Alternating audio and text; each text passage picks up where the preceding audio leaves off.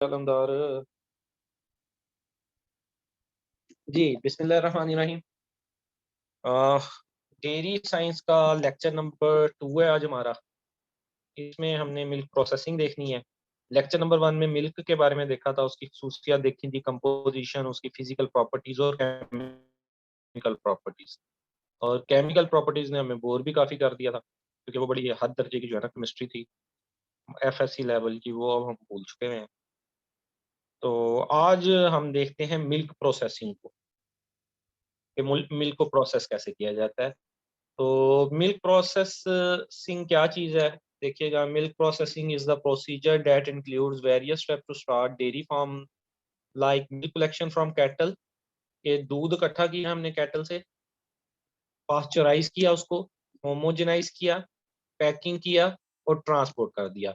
Milk की processing से क्या मुराद है कि एनिमल से हमने मिल्क लिया, उसके ऊपर जो भी हमने मुतलका टेस्ट लगाना है, पास्चराइजेशन करनी है, या उसको हमने अल्ट्रा हीट ट्रीटेड करना है, या होमोजेनाइजेशन करनी है, और उसको उसके बाद पैक किया और एंड कंज्यूमर तक डिलीवर कर दिया। इसको मिल्क प्रोसेसिंग कहते हैं। तो आम तौर पे जो मिल्क है उसको प्रोसेस किस तरह किया जाता है, देखिएगा। The most common method use all over the world including the US, UK, Australia and Canada involve heating raw milk to 72 degree centigrade for 15 seconds. ये बहुत इंपॉर्टेंट है और आता भी बहुत दफ़ा है, ठीक है। पेपर्स में बहुत दफ़ा ये रिपीट होता है। दो क्वेश्चन तो बहुत रिपीट होते हैं, एक वो थाइंग वाला, सीमन को था किस तरह करते हैं, किस टेम्परेचर पे करते हैं, और दूसरा ये मिल्क वाला, कि पास्चराइजेशन का क्या टेम्परेचर होता है और क्या टाइम होता है। तो आपने ये याद रखना है, उसमें वो टाइम का फ़र्क डाल देगा। तो आपने ये याद रखना है, या फ़ारेनहाइट के हवाले से आपको कन्फ्यूज़ कर देगा कि फ़ारेनहाइट इतना बनता है और सेकंड इतने बनते हैं, ठीक है? और ये मिल्क को 2 से 3 हफ्ते के लिए करता है स्टोर। और अगर हम यूएचटी मेथड इस्तेमाल करें तो 9 महीने तक अ, जो है वो हो सकता है। हाई टेम्परेचर शॉर्ट टाइम, हाँ जी, इसको हाई टेम्परेचर शॉर्ट टाइम कहेंगे। ये आगे मैं आपको डिटेल में पढ़ाता हूँ, क्योंकि जिस वजह से अक्सर हम कन्फ्यूज़ हो जाते हैं। कहीं पे हमें 15 सेकंड मिलते हैं, कहीं पे 30 सेकंड मिलेंगे, कहीं पे जो है वो आधा घंटा मिलेगा। उस उन सारे ये सारे प्रोसेस जो हैं पास्चराइज़ेशन ही कहलाएँगे। लेकिन पास्चराइज़ेशन में टाइम और टेम्परेचर का डिफरेंस होता है। 4-5 किस्म के मैकेनिज़्म है पास्चराइज़ेशन के, और आपने टेम्परेचर के हवाले से टाइम डिसाइड करना है। तो पेपर में भी जब क्वेश्चन आता है तो उन्होंने टेम्परेचर दिया होगा, उसका टाइम पूछा होगा, ठीक है?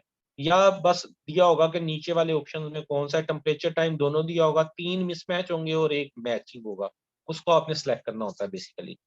तो इसमें बता रहा था कि आम तौर पे जो तरीका यूज़ होता है 72 डिग्री सेंटीग्रेड 15 सेकंड के लिए। मिल्क जो है इसकी वजह से 2 से 3 हफ्ते तक जो है वो हो जाता है, स्टोर हो जाता है, खराब नहीं होगा। और यूएचटी मेथड जो होता है, अल्ट्रा हीट मेथड, उसके ज़रिए 9 मंथ तक किया जा सकता है। अब हमने यही 2 प्रोसेस जो हैं, पास्चराइज़ेशन और अल्ट्रा हीट ट्रीटेड, आज के लेक्चर के अंदर डिटेल में देखना है कि ये जो 2 मेथड हैं, इनके ज़रिए जो स्टोर किया जाता है, क्या तरीकाकार होता है, या इसमें क्या डिफरेंट हमें प्रॉब्लम्स फेस होती हैं। प्रोसेसिंग की नीड क्या है बेसिकली? ये बेसिक चीज़ें हैं। फूड आपको पता है बेसिक रिक्वायरमेंट है, और जस्ट मिल्क नहीं, बाकी चीज़ों की भी प्रोसेसिंग, ठीक है? तो क्वालिटी फूड प्रोडक्ट्स होना चाहिए। मेन तो है कि आप किसी चीज़ को प्रोसेस करें। पहले ज़माने में नहीं प्रोसेसिंग होती थी। आपने एक फूड हासिल किया है किसी जगह से, फॉर एग्ज़ाम्पल फ्रूट ही हासिल कर लिए हैं। वो फ्रूट आपके पास आ गए हैं, जितनी आपको नीड है वो आपने खा लिया, बाकी ज़ाया हो जाएँगे। ठीक है? मिल्क की अगर आप एग्ज़ाम्पल ले लें, किसी एक खित्ते में दुनिया के मिल्क प्रोडक्शन ज़्यादा है, वहाँ के लोगों की डिमांड से ज़्यादा है, तो बाकी का क्या करें? बाकी मिल्क को ट्रांसपोर्ट करना है उस जगह से दूसरी जगह मिल्क को, तो वो तो ज़ाया हो जाएगा वहाँ पे पड़ा-पड़ा। तो फिर हमें किसी ऐसी चीज़ की रिक्वायरमेंट थी जिसके ज़रिए चीज़ों को मेंटेन किया जाए, और वो प्रोसेसिंग का ज़रिया था। और प्रोसेसिंग में ये भी एक चीज़ थी कि इंजूरियस टू हेल्थ ना होना चाहिए। ये ना हो कि आप कोई प्रोडक्ट बनाएँ लेकिन वो इंजूरियस टू हेल्थ हो, या अनफिट हो फॉर ह्यूमन कंज़म्पशन। इसलिए हमें ऐसे तरीकाकार अडॉप्ट करने थे जो चीज़ की क्वालिटी को भी सस्टेन रखे, और वो इंजूरियस भी ना हो जाए हमारी हेल्थ के लिए। मिल्क की जो प्रोसेसिंग है वो अलाउ करती है डेज, वीक्स और मंथ्स के लिए, और reduce food food borne illness, कि जब हम मिल्क को प्रोसेस करते हैं, वैसे तो मिल्क की जो शेल्फ लाइफ है वो बहुत कम है।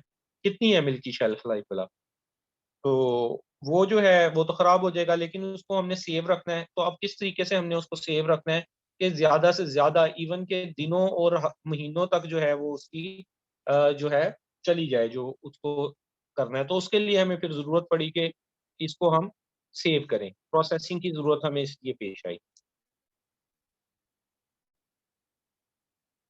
ठीक है, आगे चलते हैं। ये वर्ल्ड हेल्थ ऑर्गेनाइजेशन जब से बनी, उसने भी फूड की सेफ्टी पे, वर्ल्ड हेल्थ ऑर्गेनाइजेशन जो है, आपको पता है ये आजकल भी इसका बड़ा नाम आ रहा है। डॉक्टर टेड्रोस एनथोम इसके डायरेक्टर हैं, और इनका हेडक्वार्टर जो है वो जिनीवा के अंदर है। इन्होंने भी काफी कहा कि जो है, जो कन्वेंशनल मेथड है वो जो है फूड बोर्न डिजीज उनको नहीं कंट्रोल कर रहे। ठीक है, और जो है स्टोर करते हैं तो वो जब फूड इस्तेमाल करते हैं उससे हैजा हो जाएगा या दाएं बाएं के प्रॉब्लम आएंगे। तो कोई ऐसे मेथड होने चाहिए जिसकी मदद से जो है वो इसकी क्वालिटी को मेंटेन रखा जाए। फिर जी एक साइंटिस्ट था, उसका नाम था जी लॉयस पास्चर। उसने 1860 में एक तरीका दरियाफ्त किया, और उसको तरीको कहते हैं पास्चराइजेशन। और उसके जो है वो बताया नहीं किसी ने यार, जो है वो shelf life of milk, milk की शेल्फ लाइफ कितनी है।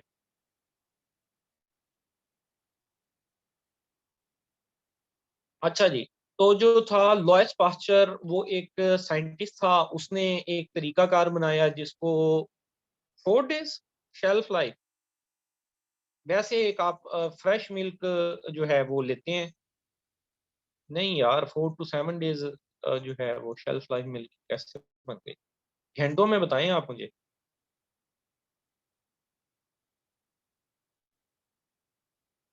नहीं, ये 3 to 4 आवर तो कुछ समझ में आता है एग्जैक्ट। इसका एमसीक्यूज में होगा भी तो, वो जो एमसीक्यूज आपके जिम्मे लगाए थे उसमें कहीं ना कहीं एमसीक्यूज होगा शेल्फ लाइफ ऑफ मिल्क। या इंटरनेट, मेरे ख्याल से 6 से 8 घंटे, इसको इंटरनेट पर सर्च करके देखें जरा, डेज के ऊपर ना आ जाए। फ्रेश फ्रेश मिल्क की बात कर रहे हैं जो हमने निकाला, और उसकी शेल्फ लाइफ कितनी है वो हमने रख दिया एक जगह पे। रूम टेम्परेचर वगैरह को हमने कांस्टेंट किया। रूम टेम्परेचर हमने लिया कि वो जो है जी जो आम रूम टेम्परेचर होता है वो है, ना सर्दियाँ ना गर्मियाँ उसके मुताबिक। अच्छा, मैं आपको बता रहा था कि लॉयस पास्चर ने एक तरीका कार इजाद कर दिया और रेवोल्यूशन आ गई। लॉयस पास्चर को जो है मॉडर्न माइक्रोबायोलॉजी का फादर भी कहा जाता है। ठीक है, और जो ओल्ड माइक्रोबायोलॉजी है उसका फादर कौन है भला? मॉडर्न माइक्रोबायोलॉजी का फादर तो हो गया लॉयस पास्चर, और ओल्ड माइक्रोबायोलॉजी का जो फादर है वो कौन है? अभी आपने पढ़ा भी होगा। लीवन हुक। लीवन हुक जो है वो ओल्ड का है, और जी लीवन हुक बिल्कुल। और न्यू का जो है वो लॉयस पास्चर है। अच्छा, पास्चराइजेशन ऑफ मिल्क देखिएगा, selection of time temperature combination किया जाता है। टाइम और टेम्परेचर का कम्बिनेशन इसमें बनाया जाता है बेसिकली, और ये डिस्ट्रक्शन करता है हीट रेजिस्टेंट पैथोजन की। इसमें फास्फाटेज एक एंजाइम होता है, उसका टेस्ट भी नेगेटिव आना चाहिए, क्योंकि जिस टेम्परेचर पे पास्चराइजेशन होनी है उस टेम्परेचर पे फास्फाटेज एंजाइम भी डीएक्टिवेट हो जाता है। तो पास्चराइजेशन को अगर हमने चेक करना हो कि क्या मिल्क की ठीक हुई है या नहीं ठीक हुई, बेसिकली टेम्परेचर ठीक मिल गया तो हो गई, और फास्फाटेज जो है वो डीएक्टिवेट हो गया। तो हम चेक करते हैं फिर फास्फाटेज एंजाइम को। तो इसके लिए फास्फाटेज एंजाइम टेस्ट यूज होता है, उसको नेगेटिव होना चाहिए। और cream line should be minimally reduce, cream line भी रिड्यूस कम से कम होनी चाहिए। क्रीम लाइन कहते हैं बेसिकली, आप दूध को उबालते हैं तो उसके ऊपर जो क्रीम की एक तय बन जाती है उसको क्रीम लाइन कहते हैं। आपने कभी देखा हो या जज किया हो, जो ये डब्बे वाला मिल्क होता है इसको कभी आपने उबाला तो इसके ऊपर क्रीम लाइन नहीं बनती, वो क्या वजह है? कोई बता सकता है उसके ऊपर क्रीम लाइन क्यों नहीं बनती? अच्छा, डिफरेंट पास्चराइजेशन प्रोसेस होते हैं। ठीक है, एक होता है एलटी। एलटी, इसके अंदर हम जी, हाँ जी, होमोजेनाइजेशन की वजह से, बिल्कुल ठीक। LTLT प्रोसेस, लो टेम्परेचर जो है लो टाइम, इसके अंदर 63 डिग्री सेंटीग्रेड देते हैं और 30 मिनट के लिए, यहाँ मिनटों की बात है। HTST के अंदर 72 डिग्री सेंटीग्रेड टेम्परेचर देते हैं और 15 सेकंड। फ्लैश प्रोसेस में 75 से 80 और कुछ सेकंड, 4 से 5। और एक होती है इन बोतल पास्चराइजेशन, उसको हम इन बोतल पास्चराइजेशन को हम जो है वो स्टीरिलाइजेशन भी कह देते हैं बाज़ औक़ात। स्टीरिलाइजेशन, ये बिल्कुल ही खत्म करना। वैसे पास्चराइजेशन में जो है कुछ बैक्टीरिया, कुछ स्पोर्स वगैरह बच जाते हैं, माइकोबैक्टीरियम भी अवॉइड हो जाता है, इसलिए कुछ इसकी लिमिटेशंस भी हैं, वो हम आगे देखते हैं। फिलहाल आप इसको थोड़ा-सा एक दफ़ा देख लें दोबारा से ये टेम्परेचर को, और बाद में इसको क्रैमिंग थोड़ी-सी करके याद करना होगा। एलटीएलटी जो है 63 डिग्री सेंटीग्रेड 30 मिनट के लिए, क्योंकि टेम्परेचर कम है, टाइम ज़्यादा लगेगा। और उसको अगर डायरेक्ट 72 डिग्री पे ले जाएँगे तो सिर्फ 15 सेकंड।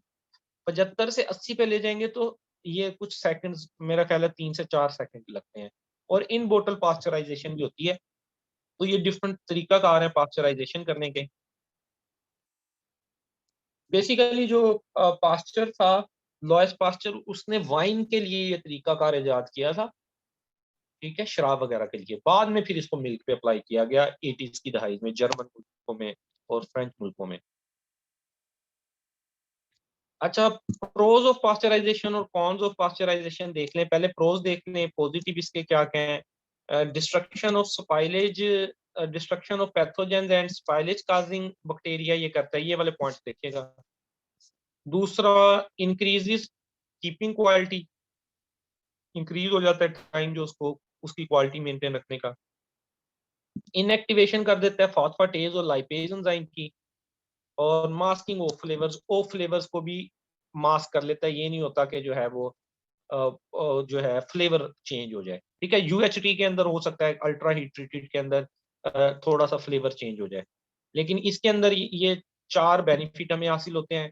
डिस्ट्रक्शन ऑफ पैथोजन हो जाती है, स्पॉइलेज काजिंग बैक्टीरिया हो जाती है, क्वालिटी जो है वो इंक्रीज हो जाती है, इनएक्टिवेशन ऑफ फॉस्फेटेज और लाइपेज हो जाती है, और ऑफ फ्लेवर्स जो हैं वो उनको मास्क कर देते हैं, उनको ये हाइड कर देता है। अब इसके कॉन्स देख लें, नेगेटिव इफेक्ट क्या है? Unable to inactivate heat stable enzymes and staphylococcal toxins. ये हीट स्टेबल एंजाइम्स और स्टेफिलोकोकल टॉक्सिन्स को नहीं खत्म कर सकता पास्चराइजेशन। क्रीम लाइन की रिडक्शन हो जाती है। क्रीम लाइन मैंने आपको बताया, जो ये क्रीम बनती है मिल्क के ऊपर अगर आप उबालें, और चूंकि जो होमोजेनाइज ना हो तो उसके ऊपर क्रीम बन जाएगी, ठीक है? तो ये उस क्रीम को कम कर देता है, क्योंकि पास्चराइजेशन के टेम्परेचर उस सारे से जो ग्लोब्यूल होते हैं ना फैट के, उनका साइज कम हो जाता है। Destruction of some vitamins and antimicrobial substances. अब जो मिल्क है उसके अंदर कुछ नेचुरली एंटीमाइक्रोबियल सब्सटेंसेस होते हैं, कुछ विटामिन्स होते हैं, ये उनकी डिस्ट्रक्शन कर देता है। और रेनेट कोगुलेशन टाइम इंक्रीजेस। ये एक रेनेट कोगुलेशन टाइम इंक्रीजेस, ये एक प्रोसीजर होता है रेनेट कोगुलेशन टाइम का। ये एक केमिकल होता है रेनेट, वो यूज होता है मिल्क के अंदर बेसिकली जब उसके कोई और प्रोडक्ट बनाने हो ना, तो जो कैजीन मिजल होता है, कैजीन का मालिक्यूल, उसके ऊपर से ये कुछ उसकी सरफेस को हटाता है ये केमिकल रेनेट, और अलाउ करता है कि कुछ चीजें और आके उसके साथ अटैच हों। तो फिर वो उसमें जो है डिफरेंट चीजें बना लेते हैं। ये चीज़ वगैरह जो बनती है या जो और प्रोडक्ट्स होते हैं, वो फिर उसके ज़रिए बनते हैं। वो जो केमिकल डालते हैं वो कैज़ीन के ऊपर जाके मिल जाते हैं। तो बेसिकली रेनेट का काम ये होता है कि कैज़ीन के ऊपर जगह बनाना कि कोई और मॉलिक्यूल उसके साथ अटैच हो। तो नुकसान क्या है पास्चराइज़ेशन का, कि रेनेट कोगुलेशन टाइम को इंक्रीज़ कर देता है, कि अगर आप पास्चराइज़्ड मिल्क को यूज़ करेंगे कोई जो है वो चीज़ बनाने के लिए या बटर बनाने के लिए या कोई और प्रोडक्ट बनाने के लिए, तो वो उसका बनने का जो टाइम होगा, कोagulation का जो टाइम होगा उसको इंक्रीज़ कर देगा, ज़्यादा टाइम लगेगा वो बटर, चीज़ या जो कोई और बाय प्रोडक्ट हम बनाना चाह रहे हैं उसके लिए। ये कुछ इसके जो हैं वो अ, नेगेटिव असरात हैं। ये देखिएगा, ये दोनों डेफिनेशंस मैंने आगे दी हुई हैं, रेनेट कोagulation की भी। और क्रीम लाइन मिल्क की भी पीछे मैंने एक्सप्लेन कर दिया, इसको बाद में देख लीजिएगा, बातें वही हैं। आगे चलते हैं, रेनॉल्ड कोगुलेशन और क्रीम लाइन मिल्क। अच्छा, दूसरा एक तरीकाकार होता है ultra high temperature processing. Ultra high temperature या अल्ट्रा हाई टेम्परेचर ठीक हो गया। इसके अंदर हम मिल्क को जो है वो हीट करते हैं 130 to 150 degree centigrade for few seconds. 2 से 3 सेकंड के लिए इसको हम हीट करते हैं। मोड ऑफ हीटिंग में भी डायरेक्ट और इनडायरेक्ट, स्टीम के जरिए भी आप डायरेक्ट भी कर सकते हैं, इनडायरेक्ट भी कर सकते हैं। ठीक है, कोई स्टीम वगैरह के जरिए कर लें या डायरेक्ट उसको हीट दे दें। UHT treated milk must be kept without deterioration, free from microbes and toxins, and microorganisms do not proliferate during storage। के UHT मिल्क जो हमने अल्ट्रा हाई ट्रीट कर दिया, उसके बाद में पैकिंग का भी ख्याल किया जाता है, और इसकी पैकेजिंग ऐसे की जाती है, आपको पता है टेट्रा पैक यूज किया जाता है, ताकि बाद में इसके स्टोरेज में भी कोई प्रॉब्लम ना हो कि दूसरे माइक्रो ऑर्गेनिजम्स वगैरह ना आए। तो बेसिकली यहाँ याद रखने का जो मेन पॉइंट है वो ये है, 130 टू 150 डिग्री सेंटीग्रेड। अच्छा, सेंटीग्रेड और फ़ारेनहाइट में भी आपने फर्क करना है एमसीक्यू के अंदर जब आए कि वो क्या चीज पूछ रहा है। वो एक आप टेबल बना लेंगे, बल्कि आगे टेबल बना रहा है, मैं आपको दिखाता हूँ वहां से, इसको फिर अच्छे से याद कर लेना। अच्छा, यूएचटी स्टेरिलाइजेशन का क्या इफेक्ट होता है? Number one, destruction of micro organism scores sterilizing efficiency of UHT process is determined by sterilizing effect। UHT sterilisation का एक फायदा ये होता है कि ये स्पोर्स को भी डिस्ट्रॉय करता है। आमतौर पे जो सिर्फ पास्चराइजेशन करते हैं उसमें स्पोर्स डिस्ट्रॉय नहीं होते और माइक्रोबैक्टीरियम भी डिस्ट्रॉय नहीं होता। तो यूएचटी हमें इसलिए एफिशिएंट है कि ये स्टेरिलाइजिंग कर देता है। स्टेरिलाइजिंग का मतलब होता है बिल्कुल साफ कर देना किसी चीज को। और ये प्रोसेस किससे हम जज करते हैं? स्टेरिलाइजिंग इफेक्ट से। तो ये याद रख लीजिएगा, ये इंपॉर्टेंट पॉइंट है, स्टेरिलाइजिंग इफेक्ट। और survival of microbial enzyme particularly heat stable lipase and protease. इसमें लेकिन जो कुछ एंजाइम होते हैं लाइपेज और प्रोटीएज, ये स्टेबल रह जाते हैं, ये सरवाइव कर जाते हैं, ये नहीं डिस्ट्रॉय होते। कीपिंग क्वालिटी को ये इंक्रीज करता है। और influence on colour taste and nutritive value of milk. Milk का कलर टेस्ट और न्यूट्रिटिव वैल्यू जो है वो थोड़ी सी इफेक्ट होती है इसके जरिए यूएचटी के अंदर। इसमें ब्राउनिंग इफेक्ट और कुछ रिएक्शंस होते हैं। ठीक है, कैरामलाइजेशन, और वो मैं आगे आपको डिफाइन भी करता हूँ। वो आने का चांसेस होते हैं यूएचटी के जरिए। कुछ इसके पॉजिटिव इफेक्ट हैं, कुछ जो है वो नेगेटिव इफेक्ट है, ये आपने देखे। स्पोर्स के जो फार्मिंग ऑर्गेनिजम्स होंगे, स्पोर्स को खत्म करेगा, लाइपेज और प्रोटीज को खत्म नहीं करेगा। सर्वाइवल है माइक्रोबियल एंजाइम्स का। कीपिंग क्वालिटी को इंक्रीज रखता है, कई महीनों तक भी जो है वो आप सेव रख सकते हैं फूड को। वो न्यूट्रिटिव वैल्यू हाँ डिक्रीज हो जाती है, क्योंकि ये कुछ विटामिन और एंजाइम्स को खत्म कर देता है ना।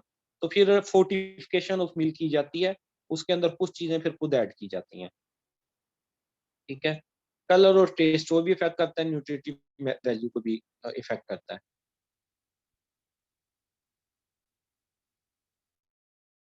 अच्छा जी, अगली स्लाइड पे चलते हैं। Microflora of UHT milk. पहला पॉइंट देखिए, ultra high temperature is carried out at 135 to 150 degree centigrade coupled with aseptic packaging. ठीक है, डेफिनेटली इतना टेम्परेचर देते हैं और जो पैकेजिंग करनी है वो एसेप्टिक होनी चाहिए। अच्छा, ये इंपॉर्टेंट पॉइंट है, the only microflora survive UST treatment are bacterial spores of thermophilic bacilli. Thermophilic bacilli जो बैक्टीरिया होते हैं वो यूएसटी ट्रीटमेंट को भी सर्वाइव कर जाते हैं। और सम टाइम कुछ मीजोफिलिक बैक्टीरिया, मीजोफिलिक बैसिलाई और कोलेस्ट्रीडिया भी।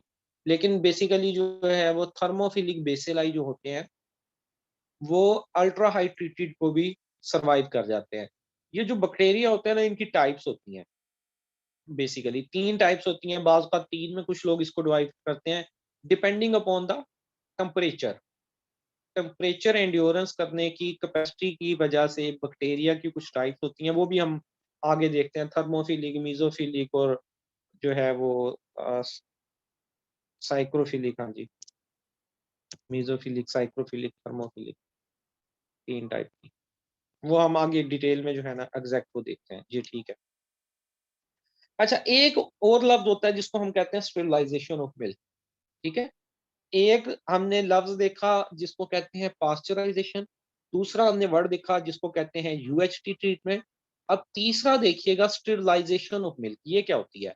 ये होती है जी complete in bottle system, heated in bottle at 110 to 120 degree centigrade few minutes.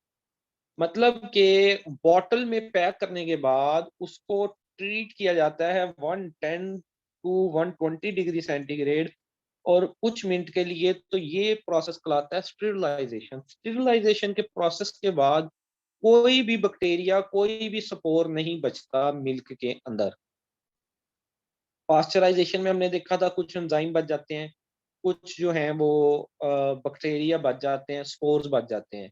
UHT में हमने देखा कि कोई चीज बच जाती है, लेकिन स्टरलाइजेशन वो प्रोसेस होता है जिसमें कुछ भी नहीं बचता। लेकिन इसमें क्या होता है, स्लो हीट पेनिट्रेशन की जाती है, ग्रोथ ऑफ थर्मोफिल्स जो है वो इसमें हम कोशिश करते हैं रोकने की। लेकिन सॉरी, ग्रोथ ऑफ थर्मोफिल्स हो सकती है, ये नेगेटिव इम्पैक्ट है स्टरलाइजेशन के। एक तो स्लो हीट पेनिट्रेशन का नुकसान क्या होगा, ग्रोथ ऑफ थर्मोफिल्स हो सकती है। जो बैक्टीरिया ज्यादा टेम्परेचर में ग्रो करते हैं वो सस्टेन कर सकते हैं स्टरलाइजेशन में। ऑफ फ्लेवर, मिल्क का जो फ्लेवर है वो ऑफ हो सकता है, मतलब उसका फ्लेवर जो है वो जो है आप ऐसा समझ ले बर्nt किस्म का फ्लेवर दे सकता है, या उसकी चेंज हो जाएगा फ्लेवर। और ब्राउनिंग इफेक्ट भी आ सकता है, मिल्क का कलर चेंज हो जाएगा, उसकी जो है चेंज हो जाएगी जो है एंजाइमेटिक, कुछ एंजाइम्स होते हैं जो प्रोटीन वाले और लिपिड वाले, वो डिस्ट्रॉय हो जाएंगे, जिसकी वजह से उसका अंदर ब्राउनिंग इफेक्ट आना शुरू हो जाएगा और वो ऑफ फ्लेवर हो जाएगा। और इसके अलावा कुछ जो थर्मोफिल्स हैं, बैक्टीरिया, वो भी ग्रो कर सकते हैं। तो ये कुछ जो है स्टरलाइजेशन के नुकसान है। अच्छा, स्टरलाइजेशन जो है वो टू स्टेप प्रोसेस भी हो सकता है। पहले स्टेप में हम स्टरलाइजेशन करें 130 टू 150 डिग्री सेंटीग्रेड और उसके बाद उसको बॉटलिंग कर दें, बॉटल में बंद कर दें। और सेकंड स्टेज में हम बॉटल में जब वो चला गया है तो उसको ट्रीटमेंट करें। पहला स्टेप तो देखें यूएचटी ही बन गया ना, पहला स्टेप यूएचटी ही बन गया ना, sterilisation at 130 to 150 degree centigrade और 1 से 20 सेकंड, और उसको बाद उसको बॉटलिंग कर दी। तो ये तो आमतौर पे यूएचटी बन गया। लेकिन स्टरलाइजेशन क्या होगी कि उसको इन बॉटल ट्रीटमेंट भी आपने देना है। बॉटल में जब वो बंद हो गया तो उसको आपने 100 टू 110 डिग्री दोबारा देना है, और टाइम आपने देना है 10 से 15 मिनट। और वो टाइम देने के बाद, ये सारा कुछ करने के बाद, कुछ प्रॉब्लम्स आ सकते हैं जो हमने देखे। ओ फ्लेवर हो सकता है, थर्मोफिल्स की ग्रोथ हो सकती है और ब्राउनिंग इफेक्ट आ सकता है। अच्छा जी, पोस्ट हीटिंग हम देखते हैं उसके बाद क्या होता है। हीट करने का आप कोई भी तरीका अपना लें, जो भी तरीका अपना लें, ठीक है, पास्चराइजेशन कर लें, यूएचपी कर लें या स्टरलाइजेशन कर लें, उसके बाद कूलिंग का प्रोसेस आप करते हैं, ये वाला कूलिंग जो है वो आमतौर पे 10 बिलो 10 डिग्री सेंटीग्रेड करते हैं पास्चराइजेशन के बाद, ठीक है। अच्छा, अब बिलो 10 डिग्री सेंटीग्रेड का मतलब ये तो उसने बड़ी रेंज दे दी ना। अब इस रेंज को हम एग्जैक्टली देखते हैं, नीचे आइएगा टेबल में। लो, पहला पॉइंट देखिएगा L T. Low temperature long time में आप कितना टेम्परेचर देते हैं, 60 से 65, स्पेसिफिकली 63। टाइम देते हैं 30 मिनट, और 30 मिनट उसको हीट देने के बाद आपने अब कूलिंग करनी है ना उसकी। कूलिंग के लिए आप टेम्परेचर देते हैं 10 डिग्री सेंटीग्रेड। ये चार्ट आपने याद कर लेना, as it is important chart है। HTST, high temperature short time, इसमें आप 72 डिग्री सेंटीग्रेड देते हैं, 15 सेकंड देते हैं। बातें वही हैं जो पीछे रिपीट हुई हैं, लेकिन यहाँ टेबल वाइज अब एग्जैक्टली है, इसको ऐसे ही याद कर लेना। और यहाँ कूलिंग का एक जो टेम्परेचर है, कूल करने का एक इजाफी आ गया है। कूल क्योंकि जो है वो इधर आपने यकदम बहुत ज्यादा गर्म किया था, थोड़े टाइम के लिए किया था लेकिन गर्म किया था, तो इसको कम टेम्परेचर देना पड़ेगा आपको, 4 डिग्री सेंटीग्रेड आपको इसको देना पड़ेगा। और उसके बाद ultra heat treatment, UHT treatment 130 to 150 degree centigrade, 1 से 3 सेकंड। और इसमें टाइम बहुत कम है, बिल्कुल ही 3 सेकंड सिर्फ आपने करना है, तो आप टेम्परेचर जो है 7 डिग्री तक दे सकते हैं। ठीक है, ये आप चार्ट याद कर लीजिएगा कि कितना टेम्परेचर दें तो कितने टाइम के लिए देना है, और उसके बाद उसको कूल करने में कितना टाइम लगाना है, कितना टेम्परेचर देना है, तीनों का यहाँ पे दिया हुआ है। ठीक है, जो पीछे सारी बातें हुई हैं वो सम अप की हुई है यहाँ पे उसने। आगे चलिएगा, कूलिंग होगी। कूलिंग के बाद क्या होगी? पैकेजिंग, पैक करना होगा आपने। ठीक है, closure properly designed and handle, over filling should be avoided. Packaging के हवाले से, पैकेजिंग में हैंडलिंग भी आती है, प्रॉपर हैंडल करना है। ये जस्ट जो है वो थ्योरेटिकल सब्जेक्टिव चीज है, एमसीक्यू वाइज एम नहीं है। उसके बाद उसकी डिस्ट्रीब्यूशन करेंगे, और उसको जो है आपने रेफ्रिजरेशन टेम्परेचर पे रखना है। ये इंपॉर्टेंट पॉइंट है, 7.2 डिग्री सेंटीग्रेड पे, to prevent multiplication of spoilage micro organism. जब आपने जो है इसको करना है, डिस्ट्रीब्यूट करना है, which one is the best method? UHT best method है। यूएचटी ही यूज होता है आजकल, जो यूज होता है ना, यूएचटी ट्रीटेड। आप मिल्क देखते हैं उसके ऊपर यूएचटी ट्रीटेड लिखा होता है। ठीक है, तो लेटेस्ट मेथड है, आप इतनी यकदम उसको इतनी हीट प्रोवाइड करते हैं, और ज्यादा मतलब टाइम के लिए वो स्टोर हो जाता है। ये भी एक फायदा है उसका। अच्छा, डिस्ट्रीब्यूशन और मार्केटिंग करने के अंदर आप देखेंगे कि 7.2 डिग्री सेंटीग्रेड जो है वो टेम्परेचर आपने रखना है। आपने मिल्क को हीट किया, हीट करने के बाद उसको कूल किया, कूल करने के बाद उसको पैक किया, पैक करने के बाद उसको आपने मार्केट में डिस्ट्रीब्यूट किया, और मार्केट में डिस्ट्रीब्यूट करते हुए आपने उसका टेम्परेचर 7 डिग्री सेंटीग्रेड के राउंड अबाउट रखना है। ऐसे नहीं करना कि डब्बा उठा के बाहर रखते, जो पैकेज हुआ हुआ है खराब भी हो जाता है। अच्छा, बात हो रही थी माइक्रो ऑर्गेनिज्म की, तो टाइप्स ऑफ माइक्रो ऑर्गेनिज्म देख लेते हैं बेस्ड ऑन टेम्परेचर। इसको 3 टाइप्स में डिवाइड किया जाता है: psychrophiles, cold living microbes; mesophiles, moderate temperature living microbes; और थर्मोफाइल्स, हीट लिविंग माइक्रोब्स। जब हम जनरल क्लासिफिकेशन करते हैं तो इसको 3 में डिवाइड कर देते हैं। जो ठंड में रहना पसंद करते हैं उनको साइक्रोफाइल, इन बैक्टीरिया की बात हो रही है। जो बैक्टीरिया मॉडरेट दरमियाने टेम्परेचर में रहते हैं उसको जो है मीजोफाइल्स, मीजो दरमियान वाली लेयर, और थर्मो लफ्ज से पता चल रहा है गर्मी, हीट लविंग माइक्रोब जो होते हैं उसको हम कहते हैं थर्मोफाइल्स। अब इनका स्पेसिफिक टेम्परेचर भी देख लेते हैं कि स्पेसिफिक टेम्परेचर क्या होता है। अच्छा, इनको बाज़ औक़ात हम 5 कैटेगरीज़ में भी डिवाइड कर देते हैं।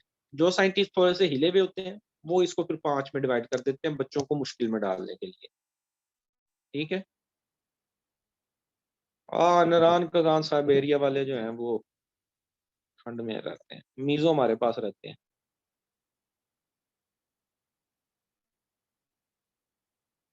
Meso is most pathogenic, student बता रहे हैं। ठीक है? अच्छा जी, देखिएगा, थर हाइपर थर्मोफाइल। हाइपर थर्मोफाइल वो हो गए जो 60 डिग्री सेंटीग्रेड और उससे ऊपर का टेम्परेचर भी बर्दाश्त कर लेते हैं। मतलब कि पास्चराइजेशन टेम्परेचर भी बर्दाश्त कर लेते हैं, उनको हाइपर थर्मोफाइल कहते हैं। उसके बाद दूसरे आ जाते हैं थर्मोफाइल। इनकी ऑप्टिमल ग्रोथ होती है 45 से 122 डिग्री तक। उसके बाद मीजोफाइल 20 से 45 डिग्री दरमियाना जो है इस पे। उसके बाद psychrotrophs will survive at 0 degree centigrade. फिर उसके बाद साइक्रोफिल्स -10 एंड 10 डिग्री सेंटीग्रेड या इससे भी कम। इसमें दो इसने ज्यादा डाले हुए हैं, हाइपर और ये साइक्रोट्रॉफ। इनको चाहे आप ना भी याद करें, बाकी 3 का देख लें। थर्मोफाइल जो है 45 डिग्री से 122 डिग्री सेंटीग्रेड, मतलब ज्यादा टेम्परेचर में रहना पसंद करेंगे, तब ये ग्रो करेंगे। मीजोफाइल जो है वो 20 से 45 डिग्री सेंटीग्रेड, और सैक्रोफाइल्स आखिरी नंबर वाला वो माइनस के अंदर। ये आप इन तीनों के टेम्परेचर याद कर लीजिएगा। अच्छा जी, उसके बाद आ जाते हैं टाइप्स ऑफ पास्चराइजेशन पे। बातें वही हैं, दोबारा से थोड़ी सी रिपीट हो रही हैं, ठीक है। टाइप जो है वो टेम्परेचर के हवाले से, वर्ड पास्चराइजेशन ड्राइव हुआ है फ्रेंच साइंटिस्ट लॉइस पास्चर के नाम से। 1860 में इसने इसको डेवलप किया था। कमर्शियल स्केल में डेयरी इंडस्ट्री में 1880 में ये इस्तेमाल होना शुरू हुआ है। 1860 में लॉइस पास्चर ने इसको वाइन के लिए यूज किया था, शराब बनाने के लिए, शराब को महफूज करने के लिए यूज किया था। उसके बाद कमर्शियल लेवल पे डेयरी इंडस्ट्री में ये 1880 में आया, और जर्मनी और डेनमार्क के एरिया में आया। डेफिनेशन इसकी देख लीजिए, वो कोई ये मतलब एमसीक्यू वाइज एम नहीं है, जनरल डेफिनेशन है। प्रिजर्व करना, सेंसरी चेंज ना आए, ये ना हो, वो ना हो। अच्छा जी, अब ये देखते हैं कि पास्चराइजेशन का पहला पॉइंट देखिए, प्रिकॉशंस और इसमें क्या क्या प्रॉब्लम्स आ जाते हैं। Pasteurisation carried out at a heat treatment temperature above that for phosphate inactivation and yet below that for creamline reduction। कि दो एहतियातें करनी है कि टेम्परेचर इतना देना है कि फॉस्फेटेज एंजाइम की इनएक्टिवेशन हो जाए और क्रीम लाइन की रिडक्शन रहे। ठीक है, दो पॉइंट है।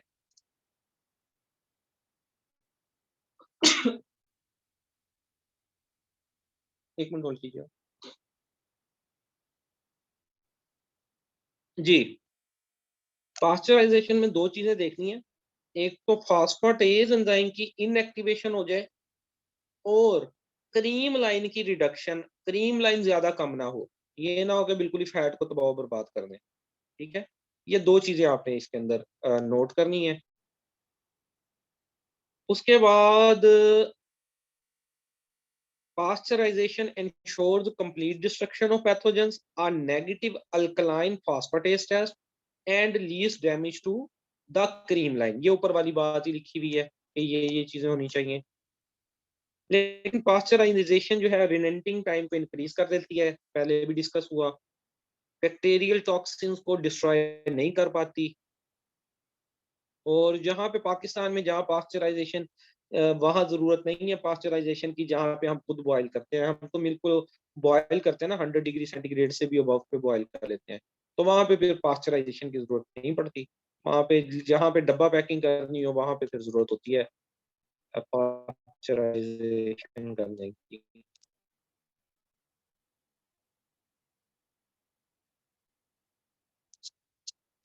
आगे चलिएगा, ये देखिए जी, पास्चराइजेशन में ये काऊ है, फ्रेश मिल्क लिया, यहाँ से हीटिंग सेक्शन में आया, हीटिंग सेक्शन के बाद कूलिंग सेक्शन में आया, और उसके बाद पास्चराइज मिल्क सोल्ड आउट हो गया। ठीक है, आपको पता है पहले हीटिंग होती है, फिर कूलिंग होती है, और उसके बाद मिल्क की पैकिंग हो जाती है।